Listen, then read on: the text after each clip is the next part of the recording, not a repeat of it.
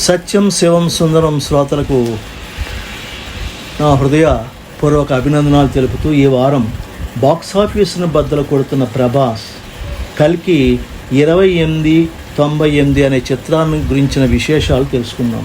కల్కి 2898 జూన్ 27వ తారీఖున పలు భాషల్లో విడుదలవుతున్న చిత్రం. విడుదలవ్వకముందే 700 కోట్ల రూపాయలను సంపాదించింది. ఇది చాలా చెప్పుకోదగ్గ మొత్తం. ఈ చిత్రాన్ని థియేట్రికల్ రైట్స్ ద్వారాను ఇతర మార్గాల ద్వారా వచ్చిందని తెలుస్తున్నది. ఈ చిత్రానికి ఓటీటీ ద్వారా కూడా 200 కోట్ల వరకు రావచ్చని తెలుస్తుంది. ఇది RRR, బాహుబలి, KGF లాంటి బ్లాక్ బస్టర్ మూవీలను మించిన వసూళ్లను రాబడుతుందని పరిశీలకులకు ఒక అంచనా. ఈ చిత్ర దర్శకుడు 600 కోట్ల రూపాయలు బడ్జెట్తో ఈ చిత్రం నిర్మిస్తున్నాడు. అంతకు మించిన వసూళ్లను ఈ చిత్రం రాబడుతుందని ఒక అంచనాగా ఉంది. ఈ మూవీ కథను గూర్చి పూర్తి వివరాలు దర్శకుడు నాగ్ అశ్విన్ ఎక్కడా ఇవ్వలేదు. కానీ అతడు మహాభారతం, కల్కి అవతారం, మంచి చెడుల మధ్య సంఘర్షణ గూర్చి అనేక ఇంటర్వ్యూలలో ప్రస్తావించాడు. అందుచేత ఈ మూవీ కథను గూర్చి తెలుసుకునే ముందు కల్కి అవతారంలో కల్కిని గురించి తెలుసుకోవాలి. హిందూ పురాణాల ప్రకారం కల్కి విష్ణువు యొక్క అవతారాల్లో 10వ అవతారం. కలియుగాంతంలో కల్కి భూమిపై నెలకొన్న హింసను, ధర్మాన్ని నిలబెట్టడానికి వచ్చి హింస, దుఃఖం లేని ఒక కొత్త ప్రపంచాన్ని సృష్టించడానికి వస్తాడు. ఈ కల్కి సంబలా నగరంలో విష్ణువ్యాసుడు, సుమతినే బ్రాహ్మణ దంపతులకు జన్మిస్తాడు. ఈ కల్కి అవినీతి, హింస, దౌర్జన్యాలతో నిండిన ఈ కలియుగాంతంలో వాటిని సమూలంగా నాశనం చేసి సత్యయుగాన్ని స్థాపించడానికై వస్తాడు. ఈ కల్కి అవతారం మన హిందూ సంస్కృతి, కళల్లో ఒక భాగమై మనకు స్ఫూర్తిదాయకంగా ఉంటూ వస్తోంది. ఇది మనకు ఆశను, ధర్మం అధర్మాన్ని ఎలా జయిస్తుందో తెలుపుతుంది. ఈ మూవీ కథను, ఇతర వివరాలు జనానికి తెలియకుండా చాలా జాగ్రత్తలు దర్శక నిర్మాతలు తీసుకున్నారు. దర్శకుడు అప్పుడప్పుడు మీడియాతో మాట్లాడుతున్నప్పుడు టీజర్, ట్రైలర్ల విడుదల సందర్భంలో చెప్పిన మాటల ప్రకారం చిన్న హింట్స్ ఇవ్వడం జరిగింది. దానిని బట్టే ఈ చిత్రకథ ఇలా ఉండవచ్చు అని ఊహిస్తున్నాం. ప్రాజెక్ట్ కేగా మొదలైన ఈ చిత్రానికి పేరు కల్కి 2898గా నిర్ణయించారు. కల్కిని గురించి మనందరికీ తెలుసు. మరి ఈ 2898 ఏమిటి? అనేక సార్లు దర్శకుడు ఇది మహాభారత కథని, 6000 సంవత్సరాల చరిత్రగా చెప్పడం జరిగింది. అశ్వత్థామ ప్రస్తావన కూడా వచ్చింది. ఇలా ఒక లింక్ మనకు దొరికింది. ఇప్పుడు మనం ఈ చిత్రకథ ఇలా ఉంటుందని ఊహించవచ్చు. వ్యాస మహర్షి వ్రాసిన మహాభారతంలో మహాభారత యుద్ధం 3102వ సంవత్సరంలో ముగిసిందని అంటారు. ఈ సంఖ్యకు 2898 CE కలిపితే 6000 అవుతుంది. అందుకే దర్శకుడు ఈ కథ 6000 సంవత్సరాల కథగా చెప్పడం జరిగింది. అప్పుడే కల్కి కూడా పుట్టాడు. యదా యదాహ ధర్మస్య గ్లానిర్భవతి భారతః అని భగవద్గీతలో ఎప్పుడైతే ఈ భూమిపై ధర్మం నశిస్తున్నప్పుడు అప్పుడు నేను పుడతానని భగవద్గీతలో శ్రీకృష్ణ భగవానుడు చెప్పడం జరిగింది. ఇలా చిత్రకథ కల్కి పురాణం నుండి తీసుకొని దర్శకుడు 2898లో ఈ ప్రపంచం ఎలా దుర్మార్గుల దృష్టితో నిండి ఎలా అంతం అవుతుందో అని చూపించవచ్చు. ఈయన చాలాసార్లు ఎపోకాలిప్స్ అనే పదాన్ని ఉపయోగించారు. ఈ పదానికి అర్థం ప్రపంచం లేదా భూమి యొక్క అంతమని.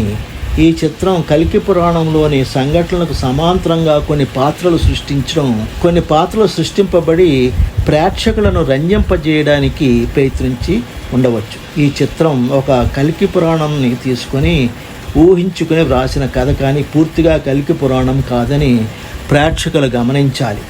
ఈ చిత్రంలోని పాత్రలు, సంఘటనలు అన్నీ దర్శకుడు ఊహించి చిత్రించినగా గమనించాలి. ఈ చిత్రంలో భారతదేశంలోని పేరు పొందిన గొప్ప నటుల సమాగమంగా ఈ చిత్ర దర్శకుడు నాగ్ అశ్విన్ రూపొందించారు. ఈ చిత్రంలో ప్రభాస్ కాలాన్ని జయించే భైరవుడిగా కనిపిస్తాడు. అమితాబ్ బచ్చన్ అశ్వత్థామగా కురుక్షేత్ర యుద్ధంలో నిర్దిస్తున్న ఉప పాండవులను, గర్భవతిగా ఉన్న అభిమన్యుని భార్య ఉత్తరను తన బ్రహ్మాస్త్ర ప్రయోగంతో చంపినప్పుడు శ్రీకృష్ణుడు అశ్వత్థామను 3000 సంవత్సరాల దుర్గంధంలో జీవించమని శపిస్తాడు. ఈ సన్నివేశాలను అమితాబ్ తన నటనా చాతుర్యంతో అందరి ఎత్తులకు తీసుకెళ్లవచ్చు. ఇక కమల్ హాసన్ కల్కిగా కనిపిస్తాడు.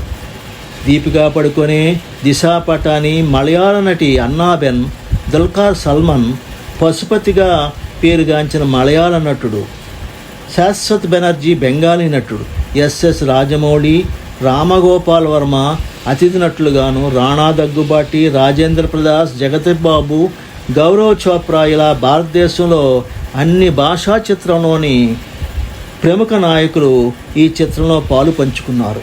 దర్శకుడు నాగాశ్విన్ ఒక ప్రతిభావంతుడైన దర్శకునిగా పేరు ఉంది. ఇలా పలు భాషా చిత్రాల్లోని నటీనటులను తన అద్భుతమైన నటనతో ప్రేక్షకులను రంజింపు చేస్తారు. ఈ మూవీలో జనాలకు ప్రీతిపాత్రుడైన ప్రభాస్ బైరుడిగా కనబడతాడు. ఈ సినిమాకు బైరుడే ప్రధాన పాత్ర. అతని చుట్టూనే చిత్రకథ తిరుగుతుంది. ఈ చిత్ర ట్రైలర్లు, టీజర్లో ప్రభాస్ చేతిపై పచ్చబొట్టు టాటూ కనబడుతుంది. ఒక యోధునిలాగా అతని వేషం ఉంటుంది. అతనికి బుజ్జి అనే ఏయితో పనిచేసే భారీ వాహనం ఉంటుంది. ఈ పాత్ర వీరోచితంగా ఒక రక్షకుడిగా కనిపిస్తాడు. ఈ చిత్రంలో బైరునిదే ప్రధాన పాత్ర.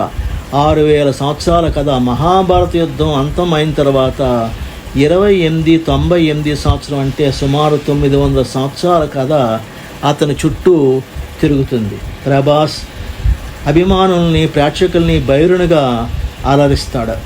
బైరుడంటే శివుడు, దుష్ట సంహారం అతని కర్తవ్యం. రాబోయే 900 సంవత్సరాలలో ఈ ప్రపంచం అంతా ఏఐతో పనిచేస్తూ ఎంతో అభివృద్ధి పదంలో ఉంటుంది. కానీ వాతావరణ కాలుష్యంతో నుండి జీవనదులు ఎండిపోతాయి. ఒక చుక్క నీటికి కూడా ప్రజలు ఇబ్బంది పడుతూ ఉంటారు. ఇప్పటికే బెంగళూరు, చెన్నై, హైదరాబాద్ లాంటి నగరాల్లో నీటి కొరత ఎదుర్కొంటూ ఉన్నప్పుడు అన్ని నగరాలు కాలుష్యంతో సతమవుతూ ఉన్నాయి. ధనవంతులు గ్రహాంతరయానం చేసి ఇతర గ్రహాలపై నివాసం ఏర్పాటు చేసుకుంటున్నారు. ధనవంతులు సుఖ సంతోషాలతో జీవిస్తూ ఉంటే పేదలు ఎన్నో ఇబ్బందులు ఎదుర్కొంటున్నారు. అప్పుడే బైరుడుగా ఈ లోకాన్ని రక్షించడానికి వస్తాడు. బైరుడు ఉపయోగించిన బుజ్జి ఇది ఏఐతో నడుస్తూ 6 భాషలను అర్థం చేసుకోగలదు. మన టెక్నాలజీ పురోభివృద్ధిని సూచిస్తుంది. బైరుడు మహాభారత కాలానికి, నేటి కాలానికి వారధిలాగా ప్రవర్తిస్తాడు. 900 సంవత్సరాల తర్వాత అస్తవ్యస్తంగా ఉన్న ఈ ప్రపంచంలోని పరిస్థితులను చక్కదిద్దడానికి బైరుడు వస్తాడు. ఇక ఈ చిత్రం ప్రేక్షకులకు ఒక గొప్ప సందేశం కూడా ఇస్తుంది. ఈ చిత్రకథ మహాభారత యుద్ధం తర్వాత నుండి 6000 సంవత్సరాల సంఘటనలు, చరిత్ర, రాబోయే 900 సంవత్సరాల తర్వాత టెక్నాలజీ అభివృద్ధి చెందిన ఈ ప్రపంచం మధ్య నడుస్తుంది. ప్రస్తుత పరిస్థితులు, ప్రపంచంలో జీవిస్తున్న మనకు పురాణాల్లో చెప్పబడిన జోష్యాన్ని గురించి ప్రేక్షకులను చర్చించేలా చేస్తుంది. పురాణాలు, సైన్సు, టెక్నాలజీలతో తయారైన ఈ చిత్రం ప్రపంచ ప్రేక్షకులను కూడా అబ్బురపరుస్తుంది. ఇలా ఈ చిత్రం మంచి చెడుల మధ్య సంఘర్షణ, ప్రేక్షకుల ఆలోచనలను పదును పెడుతూ మరో లోకంలోనికి తీసుకువెళుతుందని ఆశిద్దాం. ఈ వీడియో మీకు నచ్చినట్లయితే సబ్స్క్రైబ్ చేయండి, షేర్ చేయండి, కామెంట్ చేయండి. జై హింద్.